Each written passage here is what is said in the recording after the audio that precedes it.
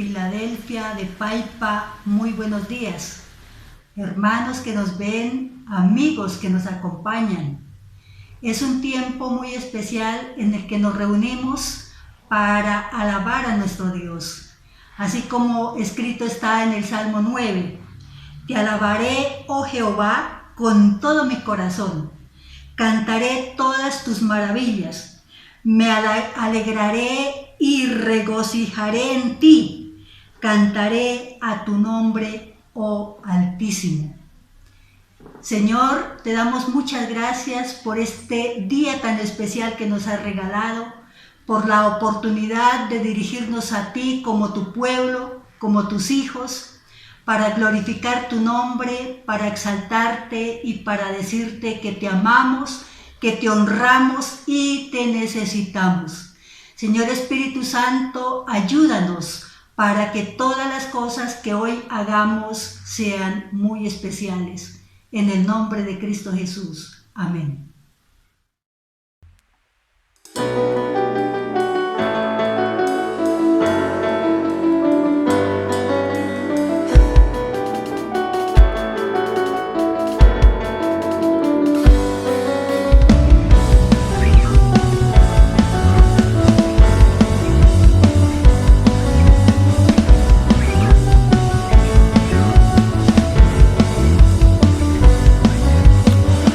Levantamos un clamor por sanidad y redención.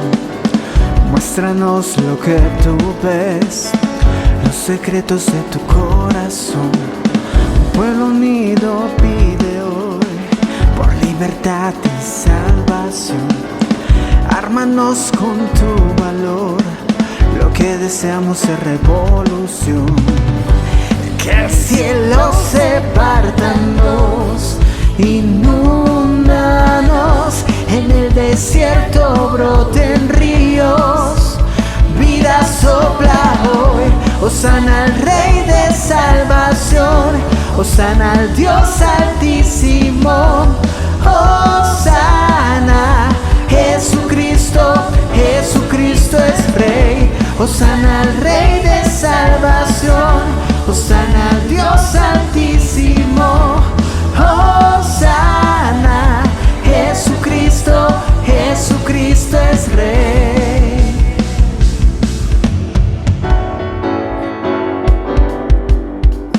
Levantamos un clamor por sanidad y redención. Muéstranos lo que tú ves, los secretos de tu corazón. Un pueblo unido pide hoy por libertad y salvación. Ármanos con tu valor, lo que deseamos es revolución. Que el cielo se parta en dos, inúndanos, en el desierto broten ríos, vida sopla hoy, hosana al Rey de salvación, hosana al Dios altísimo, hosana, Jesucristo, Jesucristo es Rey, hosana al Rey de salvación, hosana al Dios altísimo, hosana, Jesucristo, Jesucristo es Rey.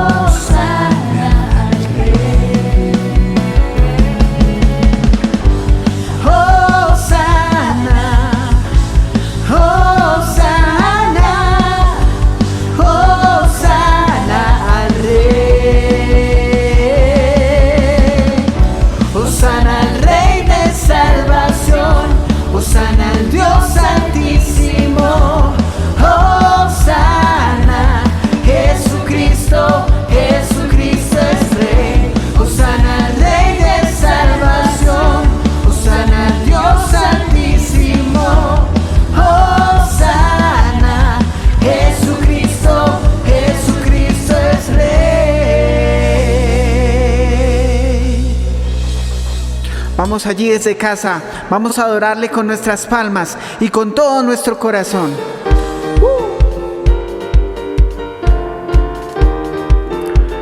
Adórale con todo tu corazón. Y allí donde estás, si puedes saltar, salta. Te adoramos, Señor.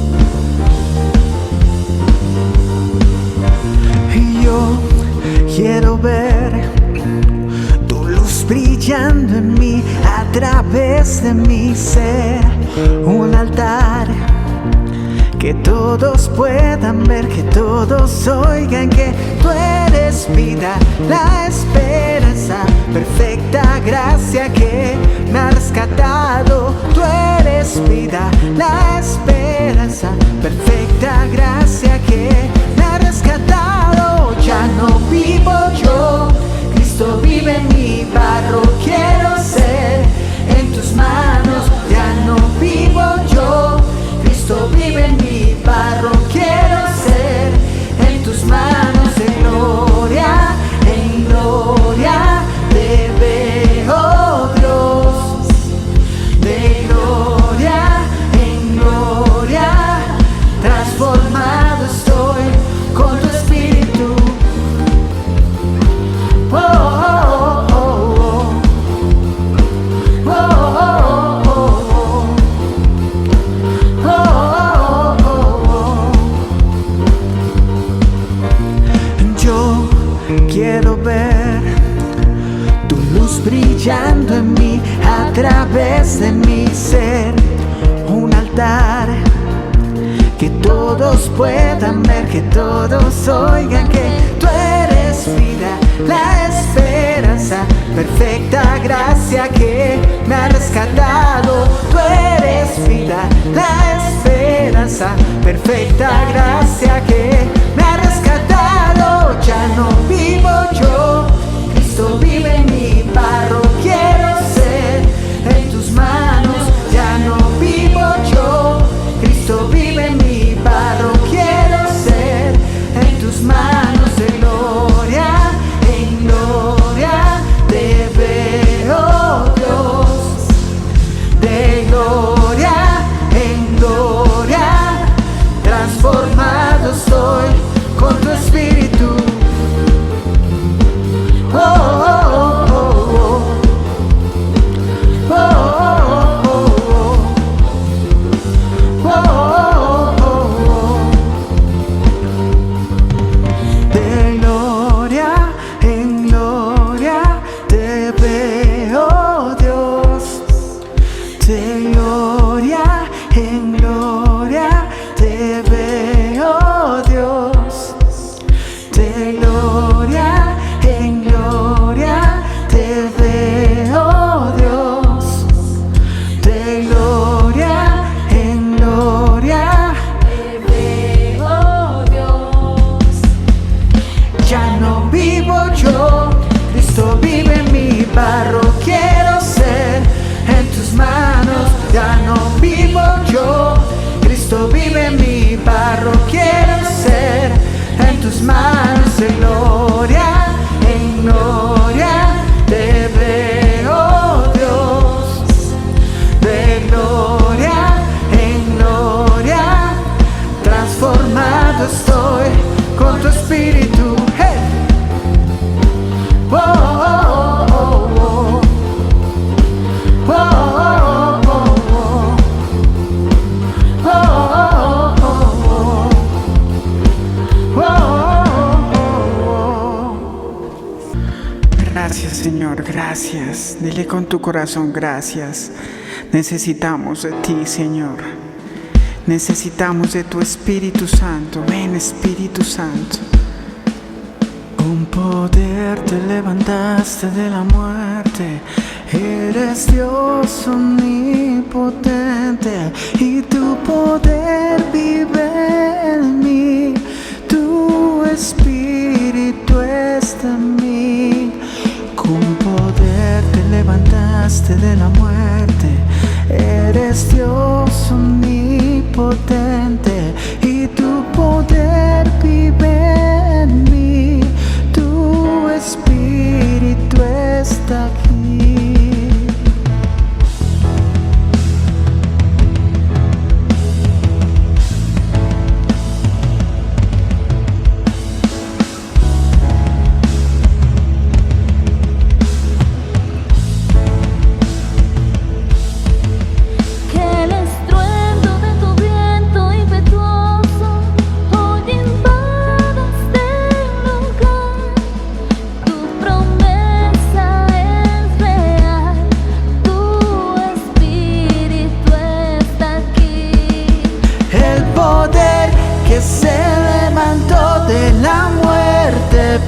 vive en mí, vive en mí. El poder que te levantó de la muerte vive en mí, vive en mí.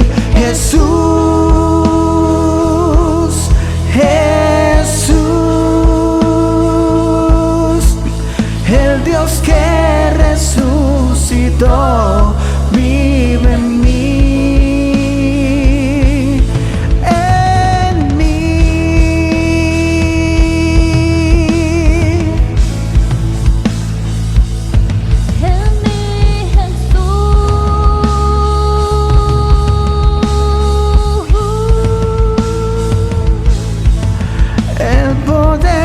Que te levantó de la muerte vive en mí, vive en mí. El poder que te levantó de la muerte vive en mí, vive en mí. El poder que te levantó de la muerte vive en mí, vive en mí. El poder que te levantó de la muerte vive en mí. Jesús, Jesús, el Dios que resucitó vive en mí.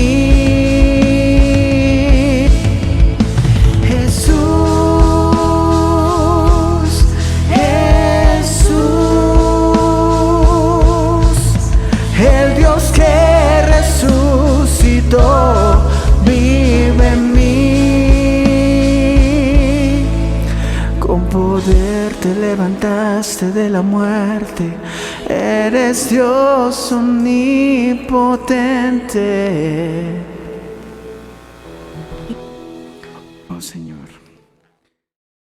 Muy buenos días, queridos hermanos y amigos. Los que nos ven por este medio de comunicación, estamos en un día de alabanza, de adoración y de exaltación de nuestro Señor Jesucristo, Rey soberano, gobernante sobre el cielo, sobre la tierra, sobre todo lo visible y lo invisible. Jesús es el Señor, es el soberano de los reyes, por eso se le llama Rey de Reyes y Señor de Señores. No desaproveche oportunidades como esta de levantar sus manos, de exaltarle y adorarle. Ahora vamos a continuar con la palabra que esperamos nos nutra, nos fortalezca. La palabra de Dios debe ser sembrada en el corazón, en la mente de cada persona, y es el requisito indispensable para que el Espíritu Santo obre de manera poderosa y acreciente nuestra fe.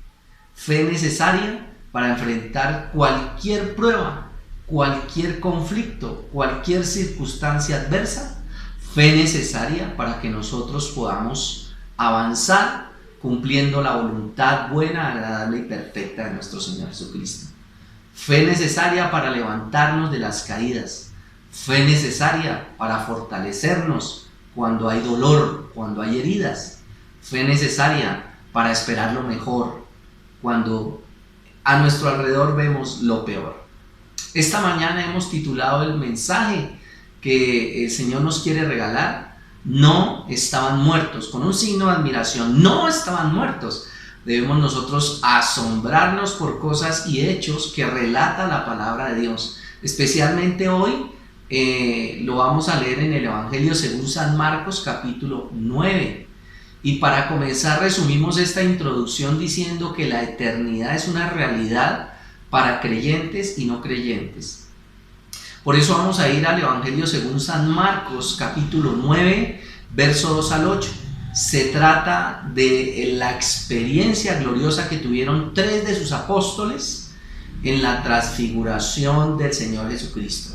La manifestación de lo que Él es realmente. Un cascarón, que es el cuerpo humano, su encarnación, albergaba dentro de sí al Eterno, al Poderoso, al Verbo, y se manifestó de manera gloriosa. Algo nos quiere enseñar Dios esta mañana. El verso 2 del capítulo 9 de San Marcos dice: 6 días después Jesús tomó a Pedro, a Jacobo y Juan y los llevó aparte solos a un monte alto y se transfiguró delante de ellos. Y sus vestidos se volvieron resplandecientes, muy blancos como la nieve, tanto que ningún lavador en la tierra los puede hacer tan blancos. Y les apareció Elías con Moisés, que hablaban con Jesús. Entonces Pedro dijo a Jesús: Maestro bueno, es para nosotros que estemos aquí y hagamos 3 enramadas, una para ti, otra para Moisés y otra para Elías. Porque no sabía lo que hablaba, pues estaba espantado. Entonces vino una nube que le hizo sombra, y desde la nube una voz que decía: Este es mi Hijo amado, a él oíd. Y luego, cuando miraron, no vieron a nadie consigo, sino a Jesús solo. Y oremos para que el Espíritu Santo toque su corazón y tenga esperanza de la vida eterna, de la realidad, de lo que nos espera a todos los que hemos confiado y aceptado a Jesús como Señor. Espíritu Santo, esta mañana oro por cada persona que nos ve, que nos escucha. Señor, hemos leído tu palabra y te pedimos que la unjas, que la llenes de poder, que será enviada para que muchos acrecienten su fe y abracen otros a Jesús como Señor y Salvador. Gracias, porque podemos tener el privilegio de compartir tu palabra esta mañana en el nombre de Jesús. Y así es, amén, hermanos. Usted puede decir amén. Y dice este texto que habían 2 personas que se presentaron en la transfiguración, 2 personas que aparentemente habían muerto. Sí, tal vez habían desaparecido del contexto del tiempo. Uno es Elías, que 850 años antes de Jesucristo había sido arrebatado al cielo. Ese es un relato bíblico del Antiguo Testamento, una realidad en donde Dios levantó a Elías y lo llevó al cielo. Pero hay otro relato de una persona que físicamente sí murió, y fue Moisés. Su cuerpo fue sepultado por Dios mismo para que el pueblo de Israel no empezara a idolatrar su propia tumba. Y así es, tenemos una tendencia a la idolatría.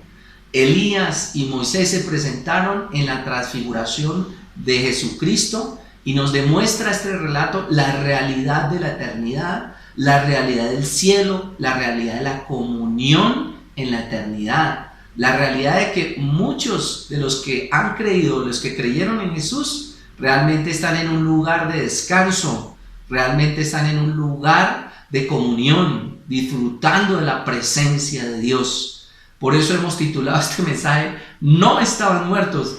Elías y Moisés no están muertos, están vivos. Todas las personas que desde la antigüedad, desde Adán en adelante, entregaron su vida a Cristo como promesa de salvación, pues están vivos, mis queridos hermanos. Y esto nos demuestra la realidad del cielo y de la eternidad. Este mensaje también, este pasaje bíblico o esta experiencia está relatada también en el Evangelio según San Mateo, capítulo 17, del verso 1 al 13, y el Evangelio según San Lucas, capítulo 9, del 28 al 36. ¿Por qué? ¿Por qué está escrito ahí? Porque la eternidad en realidad para creyentes y no creyentes es una realidad. La gente hoy en día se ajusta y vive para lo secular. Llamamos secular lo pasajero, lo natural. Hay un esfuerzo muy grande en conseguir el bienestar natural, pero se nos olvida de lo eterno. Lo terrenal está obteniendo una supremacía sobre lo espiritual. Lo transitorio termina siendo muy importante para las personas, aún para los hijos de Dios. El aquí y el ahora. Tal vez tú estás viviendo para el aquí y el ahora, como si no hubiera eternidad. Y este relato es una experiencia extraordinaria de estos apóstoles. Ellos vieron cómo sí existe eternidad y cielo, y puede existir la eternidad con Dios, que se llama vida eterna, como puede existir y va a existir la eternidad para los no creyentes, se llama condenación, lago de fuego, separación de Dios. Para vivos quiere decir que vamos a estar en unión con Dios, muertos en separación con Dios. Pero acerca de la eternidad y la vida eterna, de la existencia nuestra después de que este cuerpo desaparezca por la muerte física significa la separación del espíritu y el alma de este cuerpo. Este cuerpo está destinado, el cuerpo que tenemos, a desaparecer, a ir a la tierra, al polvo. Dios dijo en la maldición que emitió al hombre: polvo eres y en polvo te convertirás. Existen pues muchos engaños, muchas doctrinas que no corresponden a la palabra de Dios acerca de este tema de la eternidad. Y el diablo, como engañador, pues ha satisfacido a muchas personas con diferentes ideas. Por ejemplo, la mitología nos muestra unas mentiras acerca de la eternidad. La mitología son doctrinas de la imaginación del hombre acerca del estado eterno, dioses, semidioses y cosas de esas. Las religiones también son engaños del diablo. Nosotros no somos una religión. El cristianismo de manera mala ha sido catalogado como una religión. Realmente la palabra religión significa todos los esfuerzos del hombre por llegar a Dios. Lo hemos explicado una y otra vez, pero no, la religión no salva, ninguna religión salva, pero el evangelio es el que salva, que significa Dios viniendo a la humanidad para alcanzarla, salvarla, restaurarla. Salva el evangelio y no las religiones. Existen muchas religiones con ideologías y doctrinas erróneas o desacertadas que no corresponden a la realidad de la eternidad. Entonces muchos se acercan a religiones como para obtener seguridad de la vida eterna. La aniquilación es otra doctrina, que después de la muerte física no existe absolutamente nada, el ser humano deja de ser. Entonces esa doctrina, si está colocada en la mente y el corazón de algunos, pues determina su comportamiento aquí en la tierra. Y aunque desconozcan la realidad de la vida eterna, de la existencia después de la muerte, eso no los exime de ser responsables de sus hechos y de participar en un juicio que Dios ha determinado. El purgatorio es parte de una doctrina errónea de la eternidad, diciendo que las almas van a pasar por una especie de purificación antes de ir a la presencia de Dios. Realmente la salvación es hoy, en el ahora, y única y exclusivamente por la fe puesta en la persona y en la obra del Señor Jesucristo. No hay un nombre bajo el cielo dado a los hombres distinto a Jesús en el cual alguien pueda ser salvo. El alma hoy será santificada por Cristo Jesús, y el alma hoy será también regenerada por el poder del Espíritu Santo. El nirvana en las religiones orientales como el budismo y el hinduismo se refiere a la liberación del sufrimiento, y el alma irá a participar en nuevos renacimientos. Esto nos lleva a una doctrina adicional errónea y mentirosa, engañadora, como la doctrina de la reencarnación. Y en la época de Jesús, ¿cómo les parece que las personas y aún los discípulos creían en la reencarnación? Ellos creyeron que Juan el Bautista era Elías. Y también después de que Juan el Bautista murió, creyeron que Jesús era Elías. Es decir, como que tenían en la mente una confusión, pero aceptaban la doctrina de la reencarnación, y Jesús viene a poner en orden absolutamente todo. Noten que Jesús está allí en la transfiguración, está también Elías y está también Moisés con los discípulos, todas personas diferentes, pero son las personas que existieron, que Dios creó en el vientre de sus mamás y que luego de aceptar a Jesús como promesa en el Antiguo Testamento, pues ellos experimentan la vida eterna. ¿Usted quiere experimentar la vida eterna? Pues es una seguridad que ya tenemos en Cristo Jesús. Existen también personas que han tenido experiencias extrasensoriales, fuera del cuerpo, que vislumbran pues algo de la vida eterna, pero que al contarnos sus testimonios, todas esas experiencias, por maravillosas que parezcan, si usted las analiza mucho, están lejos de un juicio de Dios que está garantizado en la Biblia. En el libro de Hebreos capítulo 9, verso 27 dice que el ser humano está destinado a morir y después de eso al juicio. Luego existe un juicio, y cualquier doctrina que esté alejada del juicio de Dios para los no creyentes, pues no es una doctrina sana. El libro de Daniel, en el capítulo 12, el verso 2 nos dice: y muchos de los que duermen en el polvo de la tierra serán despertados, unos para vida eterna y otros para vergüenza y confusión perpetua.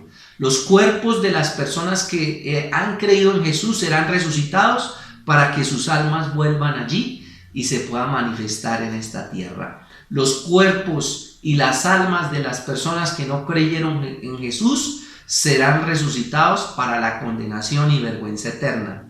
El Evangelio según San Juan, en palabras de Jesús, también nos dice, en el verso 28 y 29 del capítulo 5, no os maravilléis de esto, porque vendrá la hora cuando todos los que están en los sepulcros oirán su voz, y los que hicieron lo bueno saldrán a resurrección de vida, mas los que hicieron lo malo a resurrección de condenación.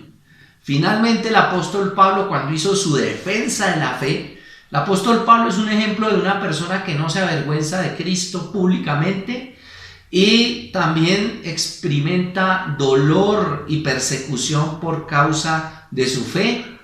Es un ejemplo para nosotros que ahora no nos gusta que nos digan nada por Jesús y no nos exponemos ante el mundo. En Hechos de los Apóstoles capítulo 24, verso 15, él dice estas palabras: teniendo esperanza en Dios, la cual ellos también abrigan, de que ha de haber resurrección de los muertos, así de justos como de injustos. ¿Quiénes son los justos? Los que hemos sido justificados en Cristo Jesús. Hemos sido declarados inocentes porque un tercero, Jesucristo, recibió el castigo por nuestros pecados. El Padre ahora nos ve sin pecado por la fe. Y igualmente los injustos son los que no aceptaron a Jesús como Señor y Salvador. Hagamos unos puntos para que esta mañana usted reciba esta palabra. Analicemos estos textos bíblicos. Lo primero que debemos reflexionar es en la autoridad de la palabra de Dios. Recuerde que Satanás es un engañador y quiere dañar el mensaje de la palabra de Dios, añadiéndole y quitándole a ese mensaje.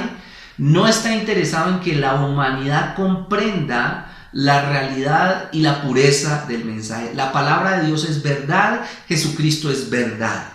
La palabra de Dios es inspirada. La palabra inspiración significa que Dios habló de muchas maneras a los profetas y los apóstoles para que escribieran el Antiguo Testamento y el Nuevo Testamento.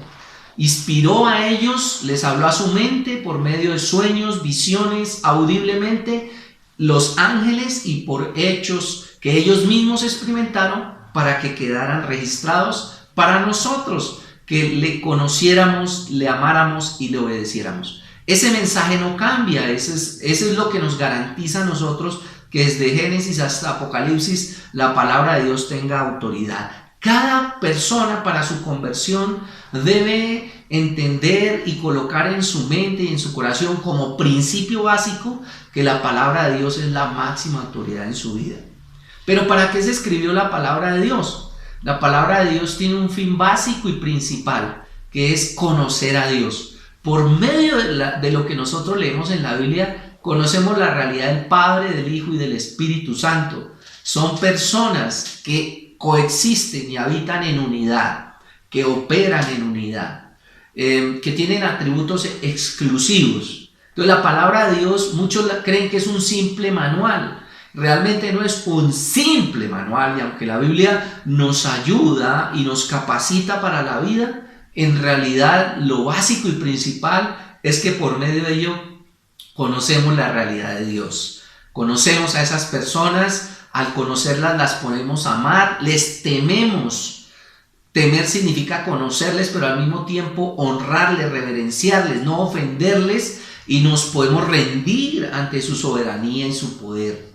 No son historias lo que están escrito en la Biblia, o fábulas más bien, sí son historias, pero no fábulas inventadas y que no tienen ninguna coherencia. La Biblia es la verdad de Dios acerca de la creación, de su existencia, del propósito de Dios con la humanidad, con el hombre, un propósito eterno que se cumple en Cristo Jesús para todo el que cree. La Biblia es la verdad escrita, y una persona que quiera crecer espiritualmente debe aprender a leerla, a estudiarla, a meditarla, a memorizarla y a practicar lo que dice la palabra de Dios. Cuando la Biblia impacta nuestras mentes, los textos bíblicos son vivos, son eficaces y nos incrementan la fe a todos nosotros. No concibo un cristianismo alejado de la palabra de Dios. Debemos interpretar correctamente la palabra de Dios en su contexto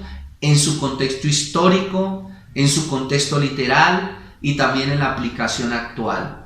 Y por eso necesitamos colocar a la palabra de Dios como la autoridad máxima en nuestras vidas, y tenemos que decirle al mundo que la palabra escrita, los 66 libros, los 39 del Antiguo Testamento y los 27 del Nuevo son inspirados, son la autoridad, tienen un mensaje completo, tienen una autoridad máxima, y ahí está todo el mensaje también para la salvación de las personas. Jesús le dijo a Nicodemo: debes nacer de nuevo del agua y del espíritu, y la palabra agua hace referencia a la palabra de Dios, que debe ser colocada correctamente en la mente, en ese caso de Nicodemo, pero hoy de toda la humanidad, para la salvación.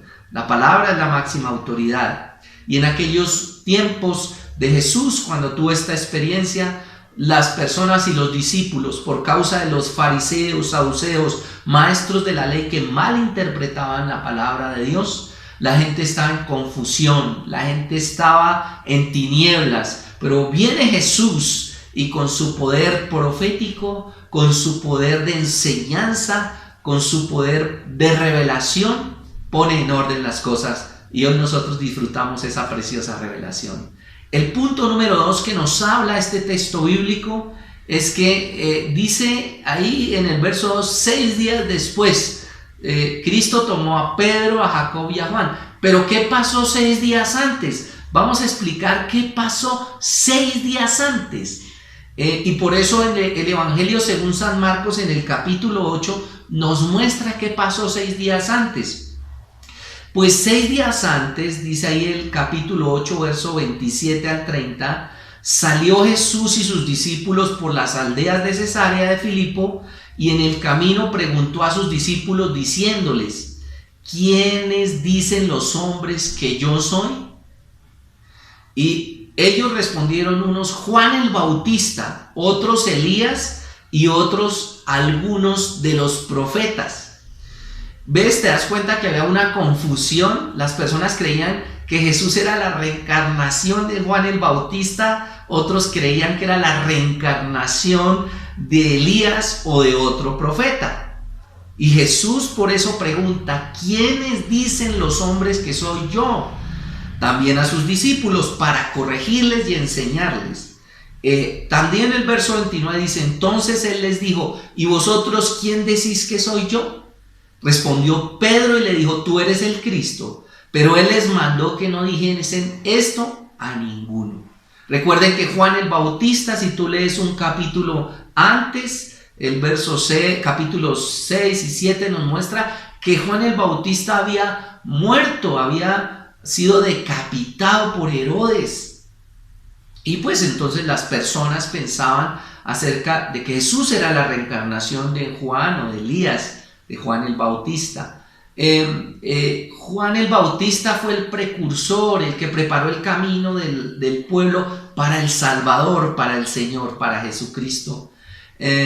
Jesús, su ministerio público, lo comenzó cuando salió de las tentaciones en el desierto de manera victoriosa y lleno del poder del Espíritu Santo.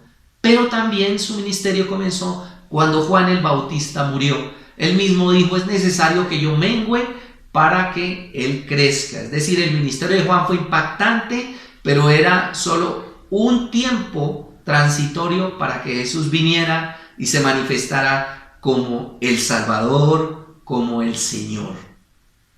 Es muy importante lo que creamos acerca de Jesucristo, y era muy importante que los discípulos conocieran a Jesús, porque la eternidad depende de conocer a Jesús, de amar a Jesús y de rendirnos a Cristo Jesús. Por eso él pregunta: ¿quiénes dicen los hombres que soy yo? Luego en otro texto de otro evangelio les dice: ¿y quiénes dicen ustedes que soy yo? Aquí también él les dice: ¿quiénes dicen ustedes? Por eso Jesús les está enseñando que Él es Dios, que Él es el Salvador, y les está enseñando su deidad. Les está enseñando su naturaleza eterna. Hay confusión en la mente de los discípulos, pero esa doctrina errada de la reencarnación tenía que ser eliminada de la mente de sus propios discípulos, pues la salvación depende entonces de lo que nosotros conozcamos acerca de Jesucristo, una revelación profunda, ¿sí? Unos creían que era un buen hombre, y hoy muchos creen que Jesús es un buen hombre. Otros creen que es un maestro, otros creen que es un profeta, otros creen que es un mentiroso, otros creen que sí, que dijo la verdad, pero no más. La pregunta que hacemos esta mañana a ti es: ¿qué vas a creer acerca de Jesús? ¿Qué es lo que tú realmente tienes claro en tu mente? Y me encanta hablar de Jesús. Creo que existimos como iglesia para exaltarle, para dar a conocer al mundo la persona, la obra y la realidad de Jesucristo. ¿Qué debemos entonces nosotros creer de Jesús? Primero, que es la promesa hecha por el Padre en Génesis capítulo 3, verso 15, donde la simiente de una mujer iba a derrotar a un engañador y mentiroso Satanás. Es la simiente de la mujer, la promesa hecha por el Padre a la humanidad para la salvación de la atadura del pecado y la salvación del gobierno de Satanás sobre sus vidas. Es Jesús la promesa hecha, pero también fue confirmada a Abraham, el padre de la nación de Israel. Dice en ese Génesis capítulo 12, verso 3: en ti serán benditas todas las familias de la tierra. Esa es una referencia específica de que el Salvador prometido en Génesis va a ser un descendiente de Abraham, de Isaac, de Jacob. Igualmente el rey David, Dios le prometió a David que la simiente no solo sería un Salvador, sino el Rey eterno que gobernaría este planeta, esta creación. Eso debemos creer nosotros de Jesús, que los profetas escribieron y lo describieron en su parte humana y divina, en la obra que tenían que hacer. El profeta Miqueas habla acerca del nacimiento de Jesús, el profeta Isaías de su sufrimiento, Jeremías describe otros aspectos. Cada profeta mayor y menor habla acerca de algo de Jesucristo. A esas profecías se le llama profecías mesiánicas. El Salmo 22, el Salmo 68 habla de su resurrección en el verso 18. Eso debemos creer de Jesús, que es una promesa. Pero también que es el Cristo o el Mesías prometido. El Cristo en el griego y el Mesías en el hebreo. Pero ¿qué significa eso? Que es un enviado. ¿Un enviado para qué? Para básicamente tres cosas. Primero, es enviado para ser un profeta de la verdad, un predicador de la verdad. Jesucristo enseñó la verdad. Por ejemplo, aquí a estos discípulos les enseña que no existe la reencarnación. Y si usted todavía tiene idea de la reencarnación, debería renunciar a ese engaño que usted ha tenido por años. Y gracias a Dios por su palabra y porque Jesús nos redime para ser libres de los engaños. Y todos los que hemos venido a Jesús poco a poco entendemos y decimos: ¿cómo vivía yo engañado? Pero la realidad de Jesucristo es que como profeta nos encamina a la verdad, nos encamina a una interpretación correcta. Jesús reprendió a los fariseos por engañar al pueblo. Les dijo: erráis ignorando las escrituras. Significa que los trató de ignorantes, aunque se creían que sabían mucho. Hoy hay como muchos fariseos que se creen saber mucho y realmente no tienen revelación correcta de la palabra de Dios. Ten cuidado con lo que escuchas y lo que ves, fíltralo por la palabra de Dios, pregunta, investiga. Hay muchos recursos que ahora Dios nos ha dado para que no seamos niños fluctuantes que van por doquier, que van buscando solo experiencias y tal vez el beneficio que esos engañadores están predicando aún por las redes sociales. Jesús es profeta, pero Jesús también es un sumo sacerdote. ¿Qué es un sacerdote? El que construye la relación entre dos personas, en este caso entre Dios y los hombres. Pero una función muy poderosa del sumo sacerdote en el Antiguo Testamento es que presentaba ante Dios la confesión de los pecados de la humanidad. De una manera más exacta, presentaba los pecados del pueblo a Dios en la presencia poderosa suya allá en el tabernáculo. Se hacía una reunión, un día se llama el día de la expiación. Ese día se confesaban los pecados de todo el pueblo, y Jesús, como sumo sacerdote, saca a la luz los pecados de la humanidad y recibe él mismo el castigo por esos pecados. La cruz y su sacrificio es la confesión pública de todos los pecados. Su bautismo, que era un bautismo, el de Juan era un bautismo para arrepentimiento. Ese bautismo es la identificación de Jesús con la humanidad en su naturaleza pecaminosa. Es que Jesús quiere sacar a la luz y confesar públicamente el pecado de toda la humanidad. Como punto número 3, debemos comprender que Jesús es el gran rey. Él es el rey de reyes y el Señor de los señores, el rey definitivo, el rey eterno, el gobernante designado por el Padre para esta tierra, para la humanidad, para la creación. Esas tres cosas: que Jesús es el verdadero profeta, que Jesús es el verdadero sumo sacerdote y que Jesús es el rey, comprensiones que debemos tener. Pero algo más allá, más profundo que sus funciones como Mesías o como Cristo, los vemos en el capítulo que estamos estudiando, y es que Jesús es Dios hecho hombre.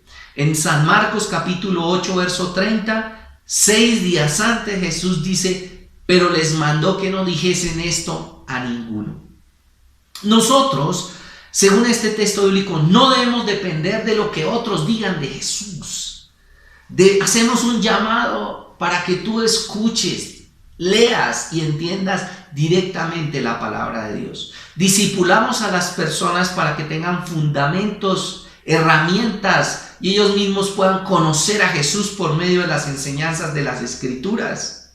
Jesús no quería que siguieran a personas o a líderes espirituales. Jesús quiere que lo sigamos a Él directamente, que pongamos nuestros ojos en Él, el autor y consumador de la fe, el profeta, el sumo sacerdote, el gran rey, Dios hecho hombre. Por eso Él les dijo y les mandó: no digan esto a ninguno que les pregunte, porque la fe nuestra debe estar fundamentada en la palabra de Dios y el carácter de Dios. La fe nuestra debe estar fundamentada en quién es Jesús, su obra, su resurrección, su glorificación. Nuestra vida cristiana consiste en una relación personal, en un conocimiento personal, en una revelación personal y en una experiencia diaria y personal con la persona del Señor Jesucristo y con la ayuda del Espíritu Santo para la gloria de Dios el Padre. 6 días antes ocurrió esto. 6 días antes habían tenido esa experiencia, y Jesús, después de 6 días, entonces tiene esta manifestación gloriosa como para afirmar la fe de sus discípulos, porque si sus discípulos no tienen ese conocimiento correcto, entonces no serían salvos y Jesús hubiera tenido ese error y no hubiera salvación. Jesús se hizo hombre. Ese es el punto número 3. La humanidad de Jesús es sencillamente un cascarón que mantenía dentro de él una divinidad poderosa. Se le llama el Dios hecho hombre o el hombre Dios. Así es. Volvamos a San Marcos capítulo 9 versos 6 días después. Dice: Jesús tomó a Pedro, a Jacob y a Juan y los llevó aparte solos a un monte alto y se transfiguró delante de ellos. Mire, sus vestidos se volvieron resplandecientes, muy blancos como la nieve, tanto que ningún lavador en la tierra los puede hacer tan blancos. Dice ese texto, y esa parte divina se manifestó, se muestra por medio de la parte humana. Tal vez es el único momento en que Jesús humanamente se manifestó en esa gloria poderosa. Pronto lo volveremos a ver así como lo vieron ellos en ese instante. El libro de Apocalipsis y otros textos muestran su segunda venida, pero en gloria. Esta gloria que está mostrando de manera inicial a sus discípulos, tú y yo la veremos, tú y yo la disfrutaremos. Y si Pedro quedó asombrado, pues nosotros quedaremos también asombrados ante tanta gloria y poder. Cuando la gente miraba a Jesús, miraba a un hombre común, es su parte humana. Por eso el cuerpo de él era muy común. El libro de Isaías en el capítulo 53, el verso 2 nos dice: no había en él belleza ni majestad alguna, su aspecto no era atractivo ni deseable. Eso dice en la traducción lenguaje actual. No había belleza, no había aspecto. Dice que no tenemos que adorar una pintura de Cristo, porque las pinturas que hoy hay son pinturas muy de personas como muy atractivas, pero la Biblia dice que no tenía atractivo ni belleza. Me encanta saber esto. Me encanta saber que al Señor Jesús lo adoramos en espíritu y en verdad.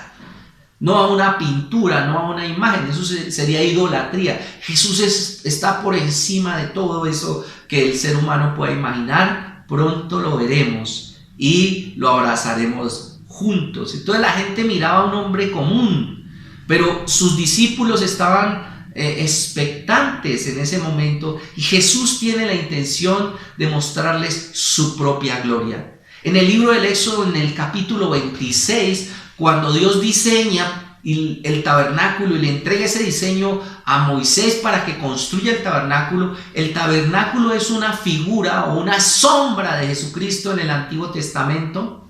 Y hay en el capítulo 26 de Éxodo algo que se llaman las cubiertas del lugar santo y el lugar santísimo. Los techos en su parte exterior tenían 4 elementos de construcción. Era lino, tejón, piel de carnero y piel de cabra, que exteriormente no tienen una belleza física. Sin embargo, ahí en el lugar santísimo, dentro de esa cubierta que había, que no era muy bonita, en realidad no era muy llamativa, pues habitaba la gloria de Dios. La gloria de Dios, la luz gloriosa de Jesucristo, la luz gloriosa en el tabernáculo físico de Jesús, en su cuerpo, pues es un aspecto humano sin belleza, pero dentro de él su gloria, su luz. Dentro del cuerpo de Jesucristo está Dios y su gloria. Él mismo dijo: yo soy la luz del mundo.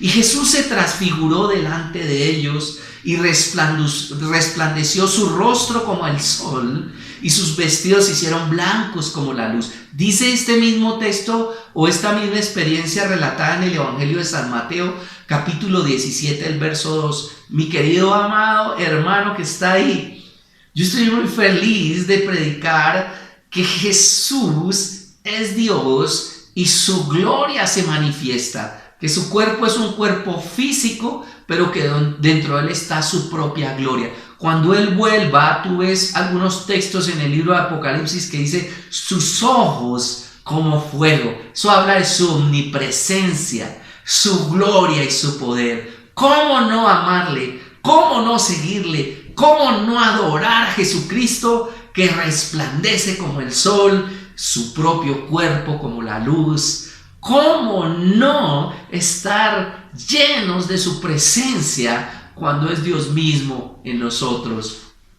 Y volvemos a nuestro punto de este texto bíblico. No estaban muertos, con signo de admiración. Elías, 850 años, y Moisés, 1400 años antes de Cristo, existieron. Uno fue arrebatado, otro murió. El cielo es real. La doctrina de la reencarnación y cualquier otra doctrina contraria a la palabra de Dios acerca de la eternidad debe sucumbir, desaparecer ante esta realidad de que un hombre como Elías y Moisés estaban vivos. Ellos habían creído en la promesa hecha en Génesis 3:15 y cada uno en su tiempo tuvo algo más de la revelación de esa promesa. Ellos en su estado eterno, ellos en la presencia de Dios en el seno de Abraham, pues ellos en comunión habían podido discernir también de los hechos que Jesús venía a ejecutar aquí en la tierra.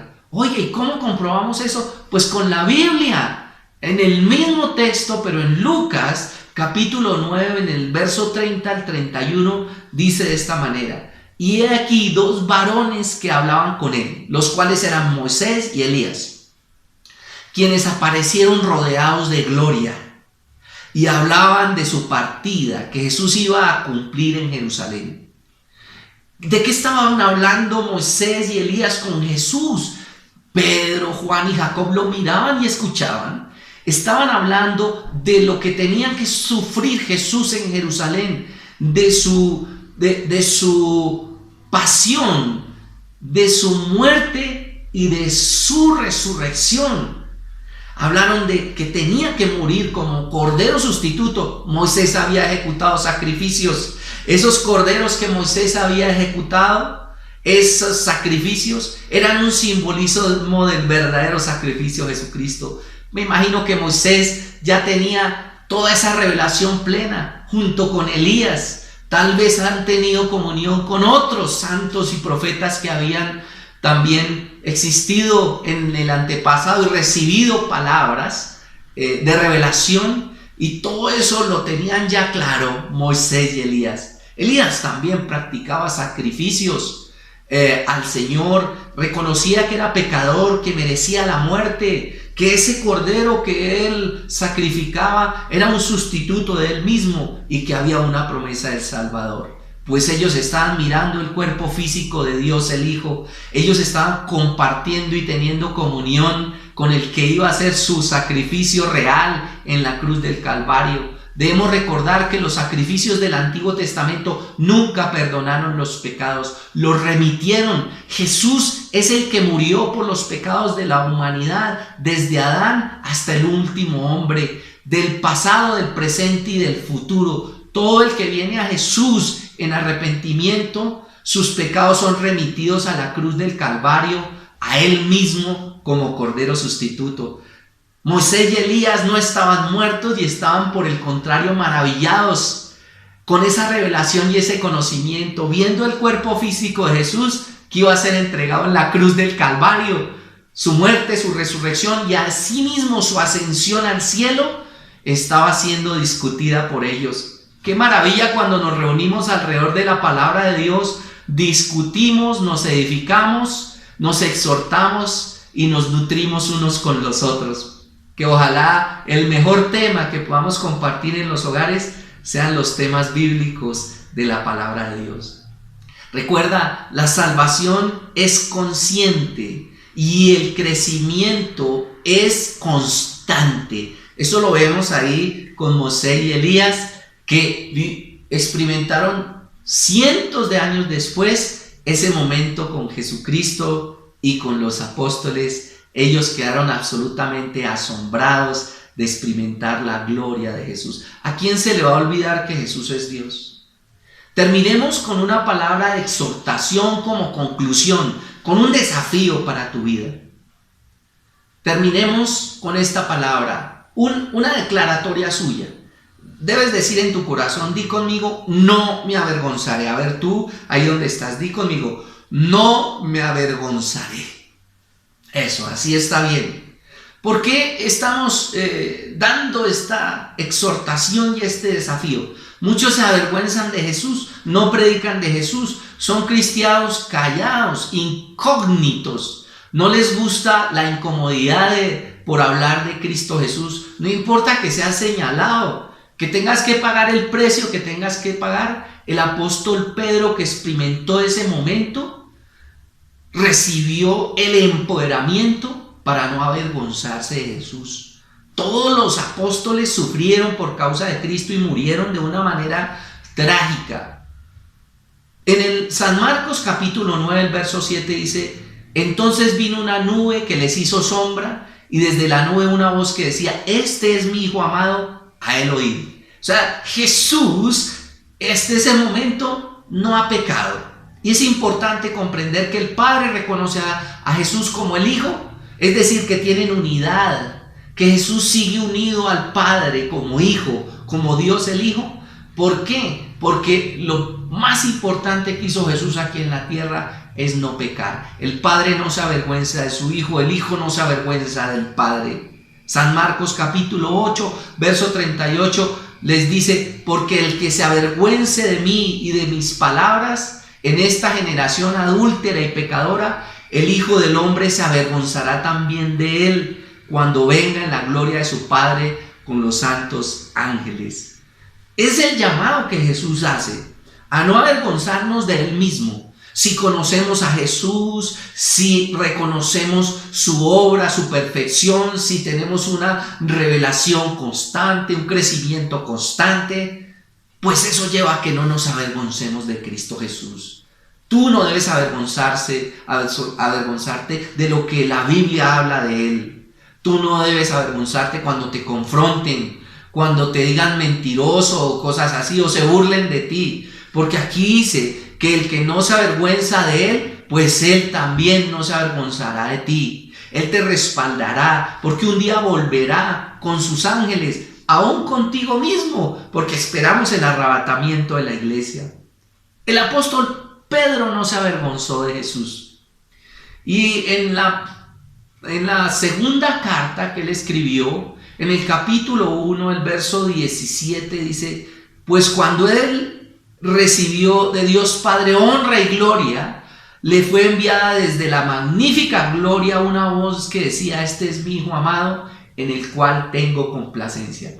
El apóstol Pedro repite esa experiencia en su segunda carta y la deja escrita para que la gente se asombre y diga: oiga, Elías y Moisés no estaban muertos. Pues el apóstol Pedro sentía que nunca iba a morir, que iba a estar siempre con Cristo. El verso 18 dice: nosotros oímos esta voz. ¿De quién está hablando nosotros? Pues de Juan y Jacob. Esa voz enviada del cielo cuando estábamos con él en el monte santo. En otra versión dice: nosotros estábamos allí cuando Dios el Padre trató a Jesús con mucho honor y mostró lo maravilloso que es Él. Y allí mismo, en la mañana sagrada, oímos cuando nuestro grande y maravilloso Dios dijo: este es mi Hijo amado, yo lo amo mucho y estoy muy contento con Él. Mira el testimonio del Padre acerca de su Hijo. Mira el impacto de comprender que Jesús es Dios divino, Verbo creador. Mira, no es solo creer que Él es Mesías y Cristo, es comprender su gloria, su trascendencia, su autosuficiencia, su poder. El Dios Todopoderoso se encarnó y vino a salvar a la humanidad.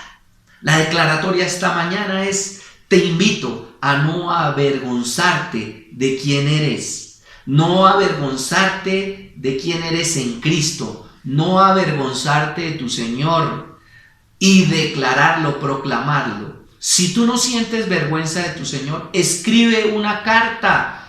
O sea, tú mismo eres una carta viva, escríbela, escribe tu testimonio con Jesús. Él me transformó, Él me sanó, Él me liberó, Él me santificó. Estoy seguro de la vida eterna en Él. No te avergüences de Cristo. No te avergüences, habla de Él. Él te respaldará en este tiempo. Tu casa no es una casa, la misma casa de los incrédulos. Es una casa llena de fe. Y el Señor hará la diferencia en este tiempo a todos los que no se avergüenzan de Él. Por eso el apóstol Pablo también escribió: no me avergüenzo del Evangelio, pues es poder de Dios para salvación. Y la Biblia enseña que Él no nos defraudará, no nos dejará, ni no nos desamparará. Ese tabernáculo terrenal, su cuerpo físico, albergaba la propia gloria, la luz poderosa, el Dios poderoso, el Hijo encarnado.